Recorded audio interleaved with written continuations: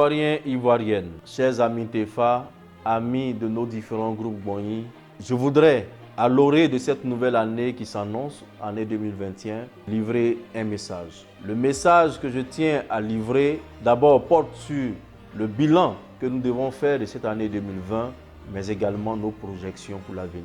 Concernant le bilan, cette année 2020 a été marquée essentiellement par la pandémie Covid, parce que ça a commencé en 2019. Mais cette pandémie-là a fait tellement de ravages, chers Ivoiriens. Nous avons enregistré tellement de morts. Au plan mondial, nous enregistrons près de 82 millions de cas confirmés. Nous enregistrons plus d'1 800 000 morts. Mais heureusement, nous avons des cas de guérison et nous enregistrons près de 46 millions de guérisons. Chez nous, en Côte d'Ivoire, nous enregistrons près de 195 décès, ce qui est largement énorme. Et cette année 2020, cette pandémie du Covid n'a pas enregistré seulement des désastres au plan sanitaire et humain, mais cette pandémie a ralenti toute notre marche économique, notamment nos planteurs. Nous avons beaucoup d'égards pour nos planteurs d'anacarde, dont la campagne a été complètement grippée par cette pandémie du Covid. Cette année 2020, nous avons également enregistré beaucoup de décès dans le monde entier. Nous avons enregistré chez nous la mort de 2 premiers ministres. Notre premier ministre Amadou Gon Coulibaly, notre ex-premier ministre Eliman Diarra. Nous avons également enregistré au niveau du football le décès de Sidi Diallo. Au niveau du Conseil économique et social, la mort de Zadi Kessi. Nous avons enregistré tellement de décès que nous pouvons dire que 2020 représente à peu près une année, une année noire au plan régional, sinon au plan africain. Nous avons enregistré la mort de 6 ex-présidents, 6 anciens présidents décédés en 2020. 2020 a été une année difficile.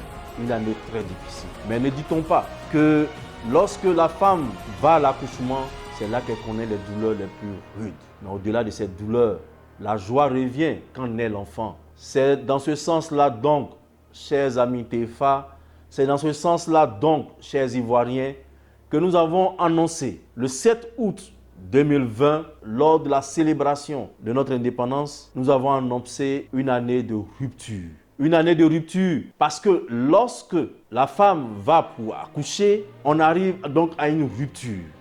Une rupture d'une femme qui vivait seule, qui aujourd'hui doit composer avec un enfant. Une rupture d'une famille composée de père et de mère, qui aujourd'hui doit composer en famille. Une rupture. Et cette rupture annonce toujours une bonne nouvelle.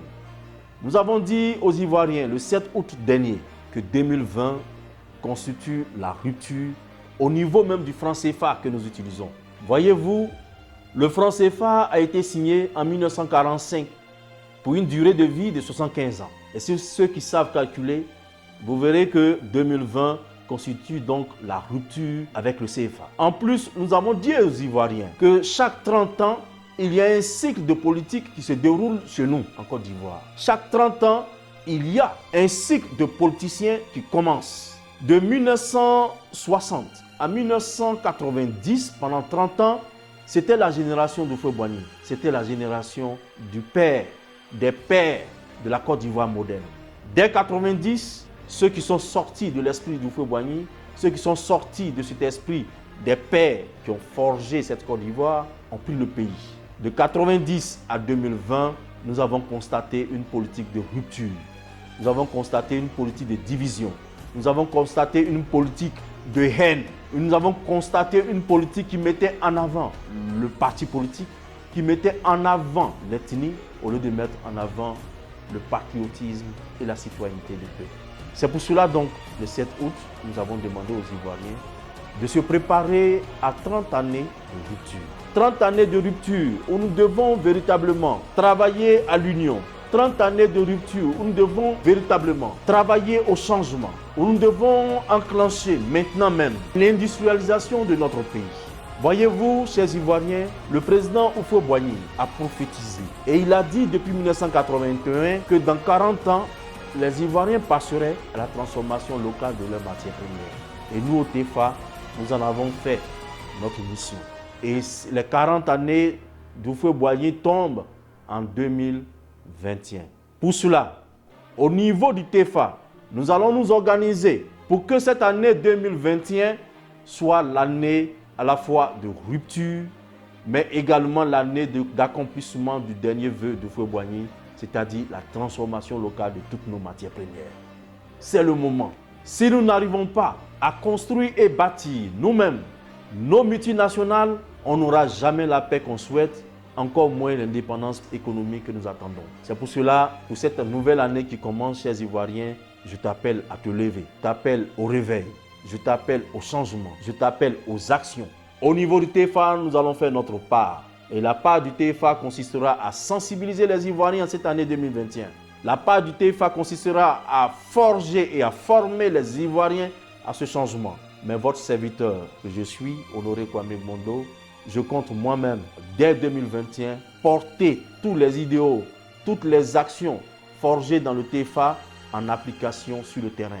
Je veux aller sur le terrain afin que vous et moi, nous puissions accomplir cela, réaliser cela pour le bonheur des Ivoiriens. Alors, chers Ivoiriens, chers amis TFA, 2020 a été dur. Oublions toutes nos difficultés. Regardons vers l'avenir et l'avenir nous appelle à aller au changement. L'avenir nous appelle d'aller à la transformation locale de nos matières premières afin que notre président Félix Houphouët-Boigny, qui a prophétisé, au moins puisse trouver la paix de son âme. Alors 2021, année de joie, année d'accomplissement, année de bonheur. Je vous le souhaite, chers Ivoiriens. Je souhaite une année où cette Côte d'Ivoire devient industrielle, où tous les Ivoiriens auront de l'emploi. Parce que si nous installons les usines, tout change. Et nous voulons y arriver. Chers Ivoiriens, il ne me reste plus qu'à vous souhaiter bonne heureuse année 2021, année de joie, de bonheur. Mais je ne laisse pas ces vœux simplement. Mais je veux qu'ensemble, nous puissions réaliser ces vœux en cette nouvelle année qui a commencé. Merci et joie et bonheur chez vous. Et que la Côte d'Ivoire, notre pays, devienne la Côte d'Ivoire que tous rêvent, la Côte d'Ivoire que nous rêvons, la Côte d'Ivoire que nous attendons. Que Dieu nous bénisse sur ce chemin, que Dieu bénisse chacun de vous, que Dieu nous accorde la paix et la joie. Merci.